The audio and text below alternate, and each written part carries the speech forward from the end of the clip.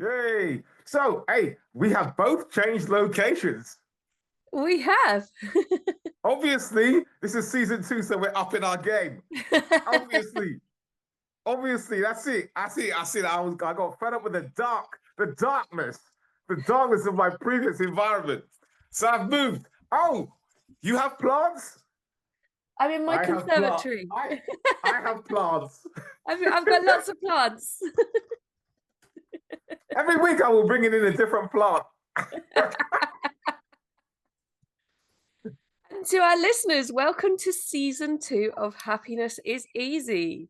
All of season 1 the curated version of season 1 is available on Amazon, and our book will be out fairly soon. And we will let you know about that. So welcome, Dominic. Hey. So, yes, I'm Dominic Nelson Ashley, I'm and we Nicola have Todd-Morgan. Yeah, absolutely fantastic. You know who we are. If you've been listening to season 1, if you're an avid listener, welcome back. If you're brand new, hey, join the party. It's all good. Yeah. And since season 1, I've gained a name. I used to be Nicola Morgan, and now I'm Nicola Todd-Morgan. Because I had to keep up with Dominic somehow. Can't go wrong with the double barreling. You can't go wrong. I mean, there's 2 angles to the double barreling, isn't there? Some people will just go like, "Ew, it's a bit posh, isn't it?" Pronounced posh, not posh. But the other angle, it is a heritage thing. It is honoring the people who came before you, and it's not just because like, oh, okay, I'm married now or whatever, or like I'm at this particular point in my life. You can't forget the people who came before you, because the people who came before you are the reason why you're here now. It's as simple as that. That's right. And I have chosen my grandmother's maiden name, so I'm carrying her with me. Mm-hmm. And all names carry a story. Mm. So the name that you're given is to do with hope, isn't it? Not just like the name Hope, but it's like, oh, I've named my child such and such. I hope they will be imbued with these particular characteristics. Like a lot of African names mean something. Yeah. So my son's middle name is Omotunde, and that means the child who brings joy. Has he? And well, hey, he no longer asks me for cash. so, so at the age of 26, he's brought a lot of joy to me. This is what Dominic and I are actually going to be talking about today is our adult children. But Dominic, just for the beginning of season 2, I was thinking perhaps we should just, for people who don't know us, let's just say a little bit about who we are and what we do and why we might have something to say. So from what I know about Dominic, if it's okay for me to say, Dominic's a professional person. He's got lots of degrees. He has had a long career. He's a father of 2 very successful children, one doctor, one lawyer, and has been a careers advisor for a long time. He's been married for over 30 years and has lots of experience of writing. He's a poet. He's a musician. He has lots to offer the world and advice to give. And he's in his 50s, like I am. Hey, and I shall now introduce Nicola Morgan. Nicola Morgan is Nicola Todd-Morgan. Nicola Todd. I was getting to that. Let me do that. It's a slow build up. Let you speak. Nicola Morgan, also known as Nicola Todd-Morgan, right? Because because people might look you up on the internet and put Nicola Todd-Morgan in, and you know how fast the internet works. Sometimes it's fast, sometimes it's slow. Sometimes people might have to put Nicola Morgan in to get all your backstory. Sometimes people might have to put Nicola Todd-Morgan in. All right, there we go. So Nicola Todd-Morgan is a fantastic person. She brings vitality. She brings energy. Everything she does, she goes in deep. I mean, hey, some people may not know this. She used to be a stand-up comedian. Right? Some people might not know this. She used to teach yoga. Some people might not know this, but she used to be a highly acclaimed lawyer. But that's all this stuff if you listen to season 1, you'd know that. But season 2, that stuff will come out. And just like me, she children who are now adults. And that comes with its own set of challenges. Am I wrong? No, that's absolutely right. And that's what we're going to talk about today, because when we think about happiness, what we're bringing to the party is between us, we've got over 100 years of experience of life. Oh, I'm feeling old now. I'm feeling old. And we are both parenting adult children, but still feeling young.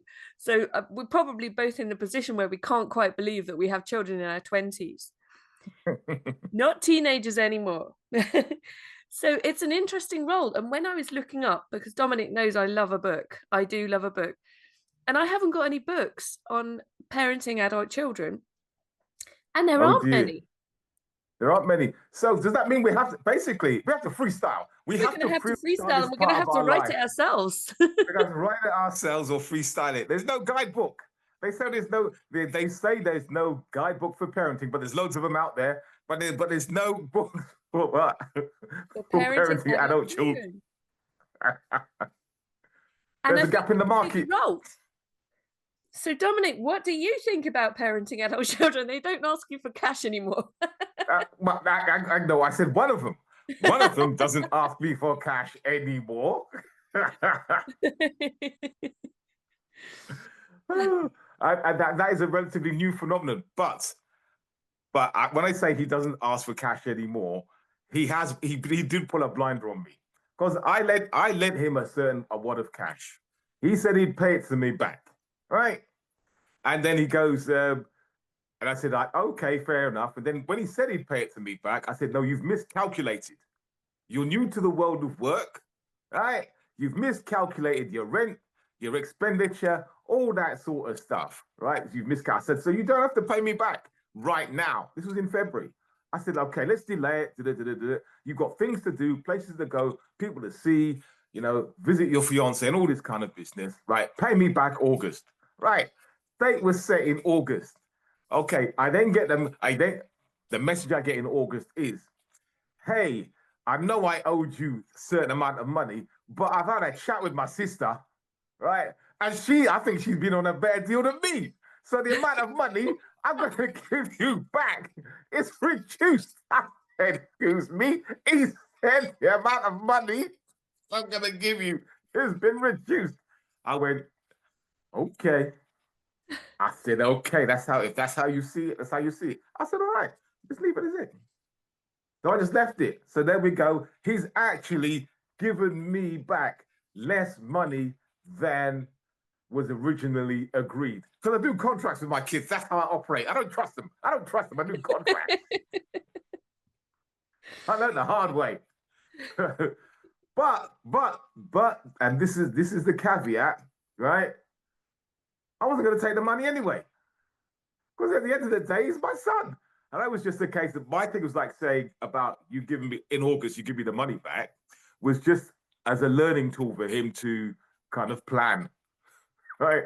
Expenditure, because when you all lend money to family members, it's, it's one of those things. It's like, are you going to get it back? You give it with. Just give it. They're going to get it all in the end anyway. They're going to get it sooner or later. It's what's it called? Paying it forward. Yeah. Yeah. It's one of those quite shocking things that you start thinking, oh, well, I know that, Dominic, you're planning on dying. Is it in 94 in a helicopter crash? So you've got quite a long way to go yet. Yeah. That's, 93, 94, that's it. I've got it. I've seen it. I've seen the future. That's how I'm getting out. Nice. But like my father-in-law, for example, he is 86 or 87, and he sort of thinks, I'm probably not going to live another 7 years. So he gives us money from time to time so that we don't have to pay inheritance tax on it. That he'll go, oh, do you want a holiday? I'll give it to you as a present. And we're like, yes, please, thank you very much. Very, very, very sensible. I mean, so my current thought process is like, right, okay, when it's time for my son to buy a house, I'll give him like a large chunk of cash on the understanding that, hey, I'm giving you cash up front. So when I'm really old, you see this old people's home style that people do in the West? We're not doing it. You see, just give me a little room, just let me a room annex at the back of your house, back of your mansion, I'll stay You in know, there. Won't give you I'll any bother. I'll stay in there, and I'll keep. You can wheel me out for the occasional bit of babysitting, and then wheel me back in again. It's all good. That's the deal. Sign on the dotted line, no problem. Yeah. So this is it. This is it. We have to change our relationships with these people that we've had for our whole life, who we have been looking after and being responsible for all the time. Suddenly they've gone. And Dominic, I have to tell you, because you're a bit further, a couple of years further down the line than I am. So I've just had my second child leave for the first time. She's gone to Edinburgh. And so this is the first time that I've had no children at home. And for the first week, I thought I'd be fine with it because obviously I'm really happy that they've gone and everything like that. I was waking up literally shaking. I had to get in the shower to calm myself down. I was literally couldn't drink my cup of tea. And I thought, wow, I didn't know this was going to have a physical effect on me. I was shocked. I'm fine now, but it took a few days of, oh my God, my kids have gone. That's it. And they're not coming back, apart from if they need money or at Christmas or that's it. Done. Woo! It's quite a change. It is quite a change, but you never know what the changes and challenges life's going to throw at you. Because I thought, my son left home. I thought, hey, he's gone. He went down to London to study medicine. I thought, that's it. Get a job down south. Next thing you know, after 6 years, he gets a job an hour's drive away. Right? Okay. He said, I said, what have you done that for? He said, well, I can come and see you more often. I said, what? I said, what? I said, what? Didn't ask if I wanted to see him. He didn't ask if I wanted to see him. For doctors, it makes more sense to live outside of the south in London, doesn't it? Especially the southeastern London, because they get paid more or less the same wherever they live in the country, but the house prices around here are stupid. So it makes more sense. Like, I know some of my friends who are doctors, they live in the southwest because you can, the salary is pretty much the same, but you can get a not much nicer place to live. Absolutely. And then the next revelation the other day is that, like, okay, he wants to be, it's not a new revelation that he wants to be a surgeon, but the training posts, he might end up living back here. Like, he came back last weekend. He started tidying his room. He didn't tidy his room when he lived here first time round as a teenager. And then when he was like a young adult, but he's come back now. He's come back last weekend. He's tidied up. He tidied up. I said, what are you doing? Now? You tidy up now? Of your own volition? I don't have to ask you. You're tidying up now? Might be moving back. I said, you didn't ask whether your room was available.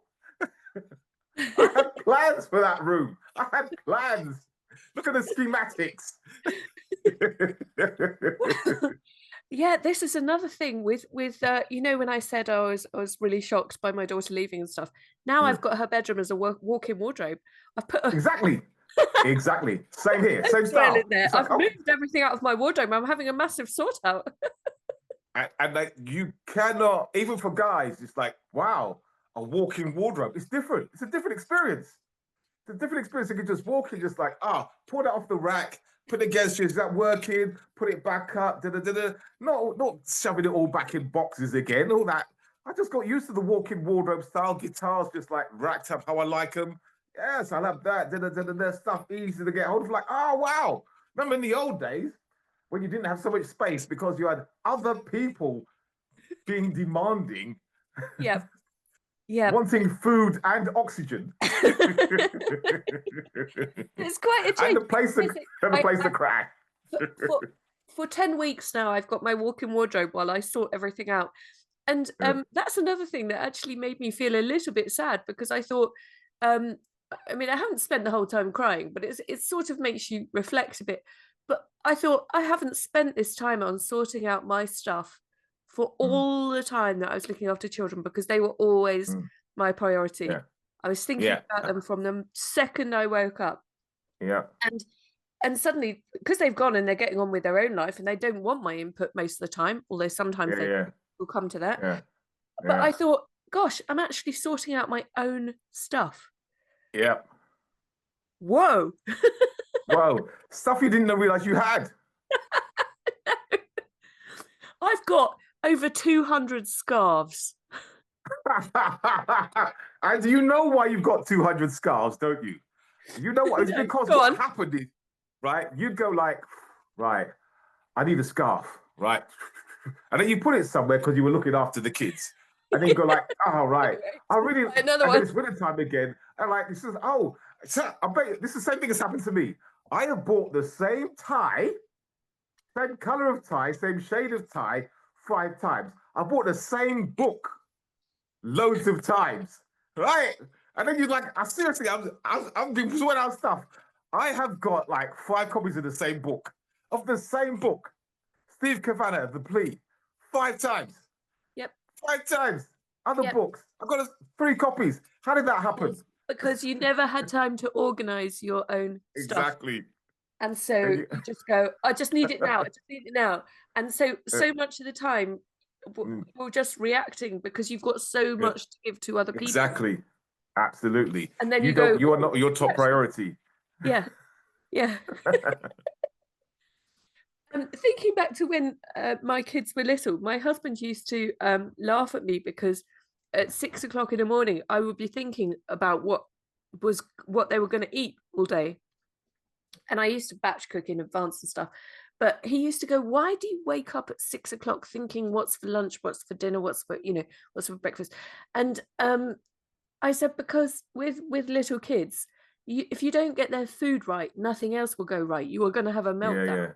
You're going to have. See, that's a teacher in you. That's a teacher with you with inside knowledge. You've had those classes like, oh right, Jimmy's acting a bit chaotic. He's either had sugar for breakfast or nothing. One of the two. They'll kick off at 11 o'clock when they get a sugar dip from their cereal. Yeah. But it's weird waking up and not having to really think like that too much. Yeah. So what do you see your role as now as a dad with these kids who, okay, your son might be moving back, but it won't be for that long. You hope. Yeah. It's a weird situation because you try to redefine it. Like all the way along. You try to move from like, well, I moved from like dad, father is like my word is the law. You have to do everything I say 100%. Right? No ifs and no buts. And as they get older, it's just like you're supposed to be like the sounding board of wisdom. Right?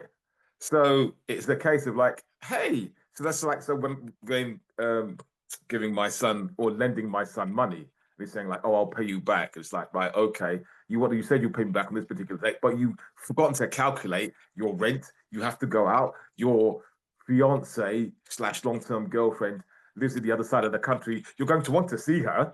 You haven't factored all these things. Now? This almost sounds like Pride and Prejudice style. It's like they have an understanding. I love that. I just don't like they have an understanding. It's like, but like they do because like she's from a Pakistani background, so and like she's a doctor as well, so she's got a bit more training to do. So the arrangement is that once she's finished her training in 2 years' time, then the ring will come out. And then they'll get married, like after a short engagement. So that gives him more time to save up cash for the ring. This is going to be a good ring. Gonna be a good ring, is that again? She's gonna. Oh, I'll tell you something crazy. Right? She was out. His girlfriend was out with a friend, and his friend of hers had recently got engaged. So she tried on the engagement ring, right? Took a small video of it or picture of it, posted it on Instagram. And then surprised when so many people started messaging her and saying like, congratulations. And then people start throwing at my son going like, hey, congratulations. He said, like, what? And then she was surprised. She was surprised that was people's reaction because she just put the video up with her with the ring on, right? No context. No context. It's what you would assume at that age. Of course. Someone posts a Of course. video of a ring. What's he gonna do that? And also, it's not just that. It was like a little bit of that as well. It wasn't just a straight. It was like a for the benefit of people who are listening. Dominic is waving his hands.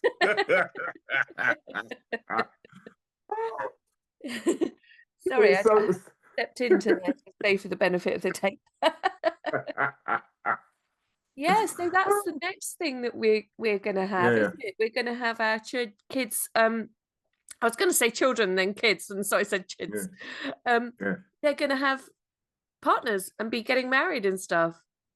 They're gonna be, and then we're gonna be doing that. Oh, I remember when I was your age. It was a different Well, I'm quite excited about all of that because one of my daughters is gay, so I'm gonna get another daughter-in-law. So I'm gonna get another daughter. I'm more excited about that than I am about getting a son. I'm gonna get another girl. Yay! Hey. Oh, dear. So fantastic. But no pressure. They are quite young. They are, yeah. So my son's, but yeah, as I'm trying to take on that role of like, I'm a voice of wisdom now and a sounding board. So it is a case of like, well, have you thought about this? Have you thought about that? You're going to, in so many years' time, this will be the life stage you're at. Are you going to be ready for it? You're going to need X amount of money put aside. All that kind of adult stuff. Yeah. Proper adult stuff. But what extent did you get that level of help? Because no disrespect to my mum and dad, I'm very grateful for everything that they did for me, but they did not advise me as an adult. I had to work it all out for myself, which may have been their strategy, probably was, knowing them. But they absolutely left me to be entirely autonomous, and I'm trying to kind of do that and only give advice if I'm asked. Well, this might be well, the first part of the question, like what sort of help did I get from my parents regarding this sort of thing? Zero. Right? But I think this might be a different approach. This might be a male-female change of approach, because as a bloke, I'm going like, right, okay, I've seen pitfalls. I've been through pitfalls. I want my children's life to be as easy as possible, because life's hard enough as it is, especially, if you're a woman, especially if you're black. And just even if anybody, life's so tough these days. There's, the job market is completely crazy now. There aren't, there was, when we were younger, jobs for life were limited anyway, but these days there's so many different challenges out there. And my viewpoint is, right, if I can mitigate some of those, hold on, because if you saw, when your kids were younger, you say like, oh, there's a busy road there, don't rush across it. Oh, there's a plug there, don't put your wet finger in the socket. So do these things. So if you can see certain pitfalls, you feel that thing within you to go like, oh, I could let you work it out for yourself. After a couple of electric shocks, you might be okay. Or you could go like, hey, that thing there. When I was your age, I stuck my finger in the electric socket. That's why I only have one hand now. So that is my approach. And whilst my son goes, yeah, thanks, my daughter goes, none of your business. My life is my life. Just give me money when I ask for it. In fact, I shouldn't have to ask.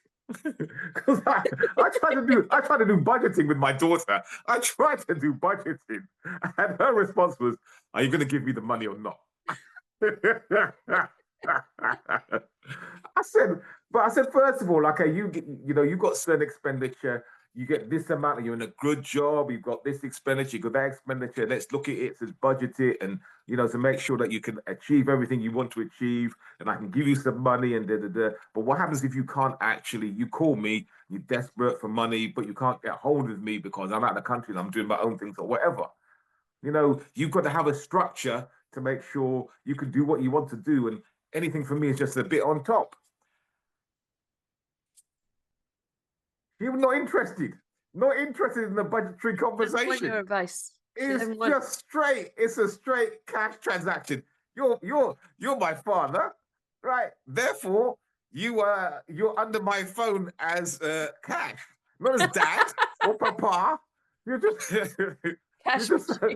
you're just under you want me part of the cash. Well, if we look behind that, from how she sees you, then you are actually a very reliable force for her. You are a provider. You are her backup.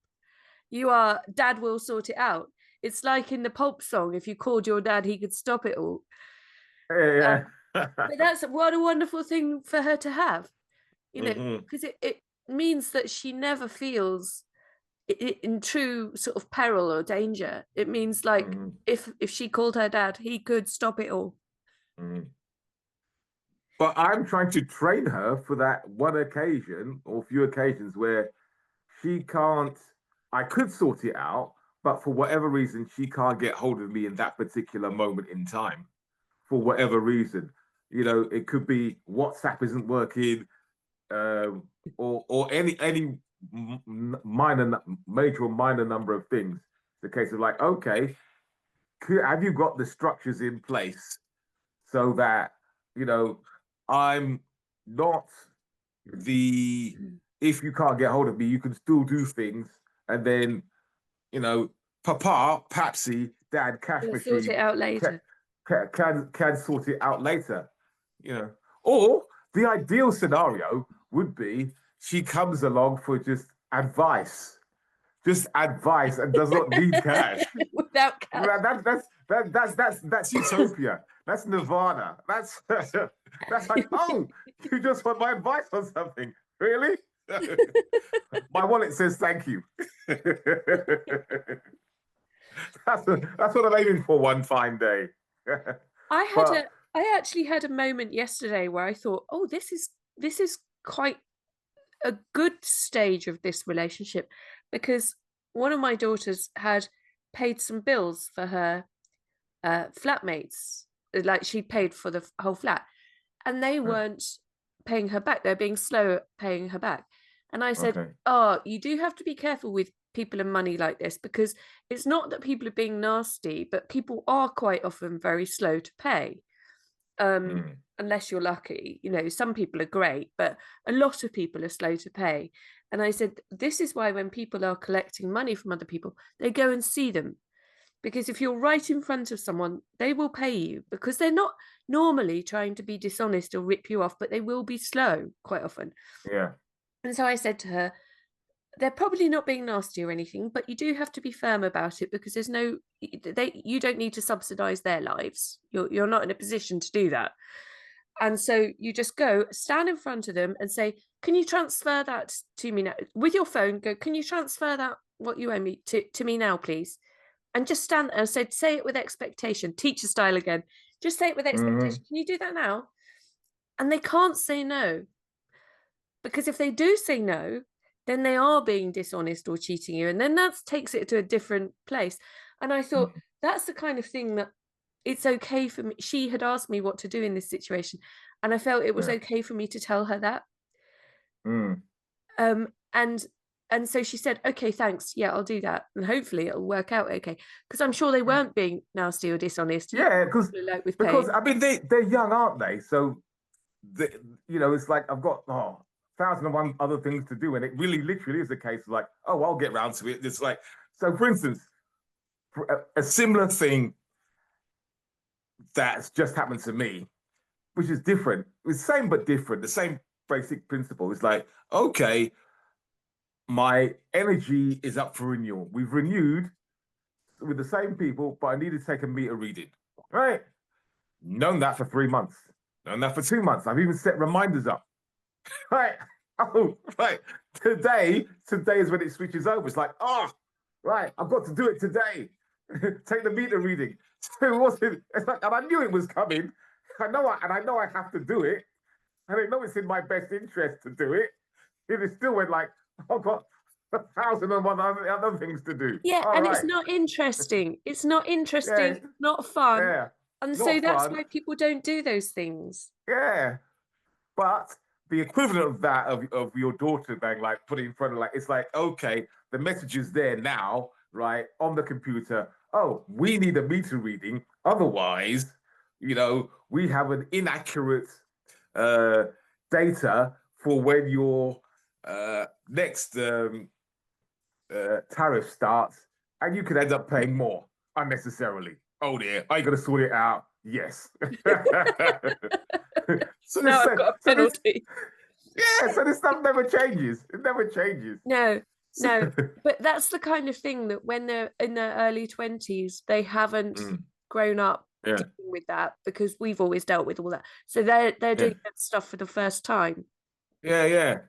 And that's where we can kind of go, oh, you have to do this, because it's not that people are being nasty to you, but you do have to be sort of, you have to think about why they would be motivated to do the thing that you want them to do.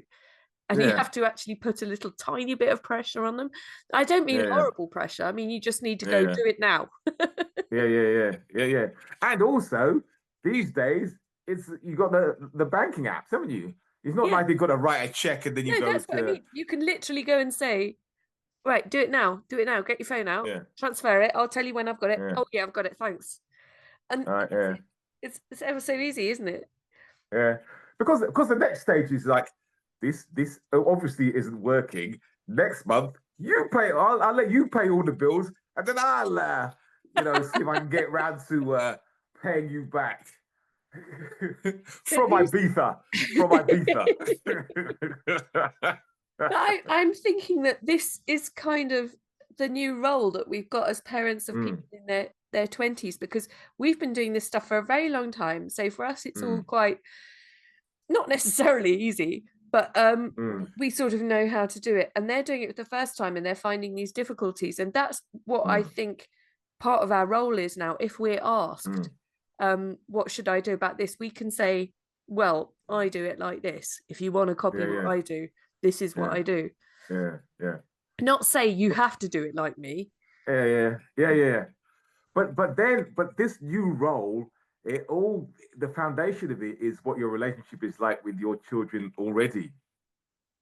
I mean, the hard bit is like, okay, you don't actually get, there's friction for whatever reason, and then go like, okay, the dynamics have changed, and you can go like, yeah, but I'm your parent, and I can see, I see there's trouble ahead. It's okay, because as long as there's music and dancing and love and romance, it'll all be okay. It'll be okay. And I go like, okay, we're gonna do things our own way, because it's, as my daughter often says, it's different now. It's a different generation. It's different. Well, it is like, true. That is true, isn't it? Yeah. They are living in a very different world. Absolutely, but they go like, okay, so my daughter's viewpoint is like, all my experience is irrelevant. All my experience. The fact that, I was a careers advisor for 30 years, so I've seen every business, been in every company's HR department, sat on plenty of panels, and, it's like, even helped her write her. But she did call me when she had a job interview. And she said like, oh, could you help? Could you run through my questions for me? And my answers. I went like, yeah, these are going to be the questions. This is the angle to take. If this happens, it means they like you. If this happens, it means you need to pivot this particular way. Then, miraculously, or not miraculously, because she's very competent, she got the job. Did she tell me she got the job? No, he didn't. It was like, it was about a month later. I was going like, I wonder what happened with that job. Oh yes, I started. Oh, okay. It would have been nice to be informed. But then you just got to go like, right, okay. I'm above all this now. I don't feel hurt because I've transcended to a different version of myself. I'm no longer a parent. I'm more just a stand back advisor. Is that true? Whose parental feelings are now in a box next to the space where my money used to be.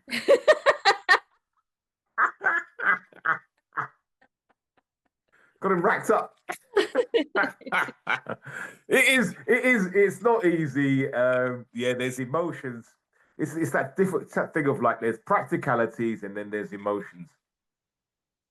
And it's a new phase and it's not easy.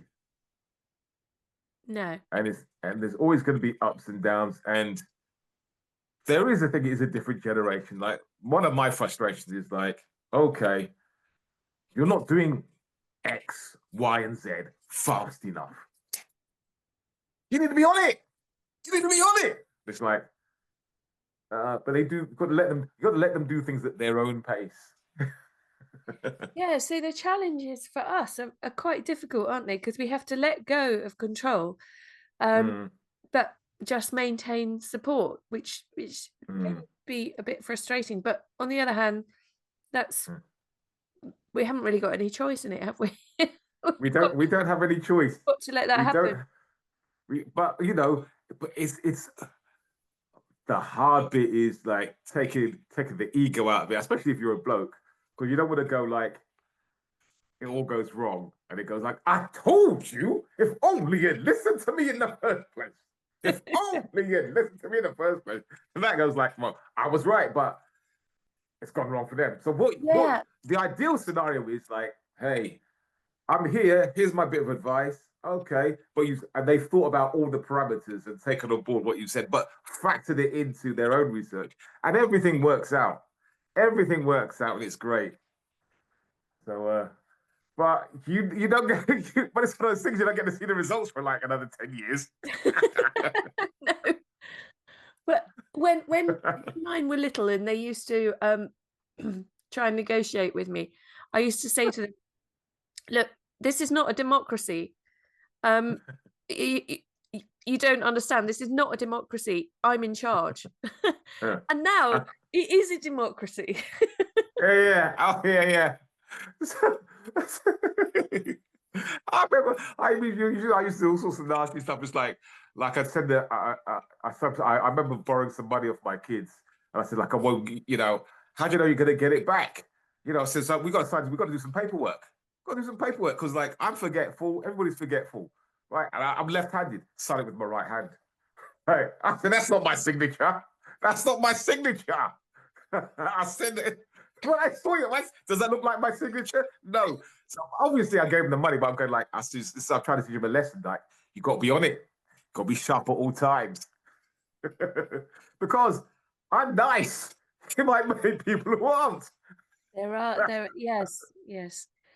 So we've sent them out there into the world, and we have to create a new life. Now, you have created a very interesting new life for yourself, haven't you? You're doing your writing, you're doing your music, you're doing all sorts of things. It's like your creativity, which might have gone into um, being a parent, is now going into other artistic avenues. And is that have I got that right? Yes and no. Because, hang on a second. because because I'm of the age I am, I've been around for so long. I have reached official uncle status within the community. Elder, and the equivalent is being an elder statesman. So, for instance, even though my kids are now, 23, 26, etc., it is not unusual for 16-year-old kids to come up to me and go like, Uncle Dominic, kids I'm not related to, I'm doing this, and this. What do you think? And I go like, That's all right. Have you thought about X, Y, and Z? Well, off they go. Or, you know, my my mum said I should talk to you. So, How right. nice is So, that? well, that's official uncle status, and it's you get it in the various communities, and yeah, it's not it's I don't know. There's no plaque that goes like, "Hey, you're officially an uncle now." There's no medal. It just happens if you are the right person. You reach you have enough wisdom and enough people see it, and you don't you don't give terrible advice too often.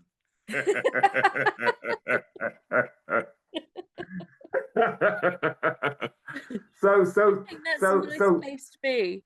I think that's a lovely place to be, and a so transition to into it that is, and so elder yeah, role of an elder.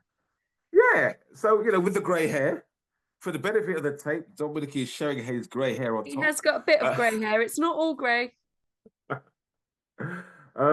so that parental mode is still there and has an outlet to a certain extent, because that old adage of it takes a village to raise the child is it still holds true.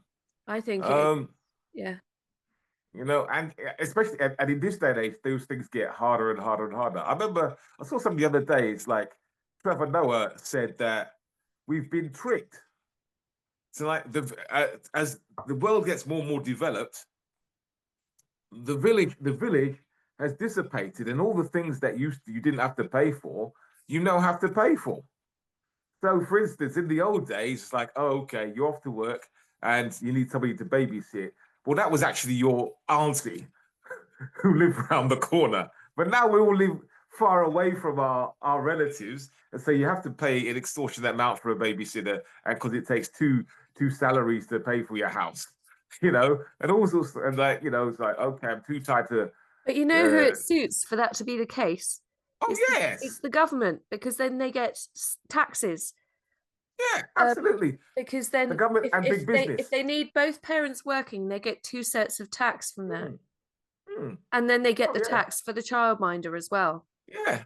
Oh yes. Um, It's the so same. it's actually three sets of whereas one of the parents, either the mum or the dad, could have done it. Normally, Mm, traditionally, the mum, but yeah. could have done it. And yeah, they yeah. So you have that with that kind of way the world is now. So you have and it's been worse in the big cities. So you have that village mentality gets replicated somehow, right? So me having that elder role, if these people were somewhere else, they would necessarily be their uncles or their aunties or whatever, their actual uncles or aunties or their actual. But because I am me and I have this particular standing in the community, I perhaps get that role. There was a great study that I read, and I can't remember whose study it was, about the importance of what every child needs is actually just one caring adult. And it doesn't have to be their parent. And it needs one person to be interested in them and give them advice and support them and ask them about how they're doing. Yeah, And yeah, it gives them enormous support. yeah. So And I'd actually, well, I agree, and like with a little caveat, I view these things as a tag team. So it's like one interested parent, one interested person, but that interested that actual that particular function has to be consistent. But the person who does that can change. yeah, I don't think the study looked into that, but yeah, I'm sure you're right. I'm sure you are. Yeah, Um, but yeah, there we go. yeah. We are turning into the advisors. We are turning into the advisors, which is a perfect role for us because we just want to sit around in our spaces with lovely plants. I have aloe vera, I'm going to be changing them on a regular basis. We want to be brought drinks that are of our choosing. And people to call us up and ask for our sage advice and not take money off us. And that is the ideal. And say sage-like things. To say sage-like things like, if I were you, open up a trust fund. But it is a shift and a change, and I think that is part of the joy of you know, if we're thinking about happiness is easy, which we know it isn't, to approach all these things with curiosity and kind of think, what have I got to do now? It keeps life interesting, doesn't it? Absolutely. I just got the hang of the last bit, and now that's over. But isn't that always the way of life though? I just feel I've mastered this bit. Oh, not doing that anymore. It's all changed. We're not doing that anymore. Irrelevant now. And your kids will tell you it's irrelevant. Yeah, absolutely. They'll be the first to tell you, oh yeah, that. Oh, yeah. So the thing to do, I think, I really honestly do think to keep a sense of curiosity rather than feeling overwhelmed or upset or depressed by things is better. And I remember you saying about when you got your cancer diagnosis that you said to the doctor, "Oh, that's a bit tasty." Yeah. So that to me was quite an attitude of curiosity, like, oh God, what do we do? You know, what are we going to do now? You didn't go, well, you probably did, but you kind of went, right, okay, this is happening then. What's next? And I think whatever life throws at you, if you can maintain that sense of curiosity of like, oh right, okay, now what? I mean, maybe we can, you know, leads on to like our next episode, but life is going to happen regardless, right? There's going to have to be there's a beginning, there's a middle, and an end, and you know when it starts, but you never know what the end is going to look like. But there's definitely going to be a beginning, there's definitely going to be a middle, there's definitely going to be an end, and you get to shape the story to a greater or lesser extent. So what are you going to do about it? See what happens. Be curious. Be curious. Be curious. I think that's the thing to take away from this episode. We've thought about what it means to change our parenting roles, and we're still finding out. Absolutely. All right, let's wrap it up there. Happiness is easy. Back for season 2. I've been Dominic Nelson Ashley with Nicola Morgan. Fantastic as always. Till next time. Yeah, and just in case you can't wait for the next episode, check out the curated previous episodes of Series 1. I've been Nicola Todd-Morgan.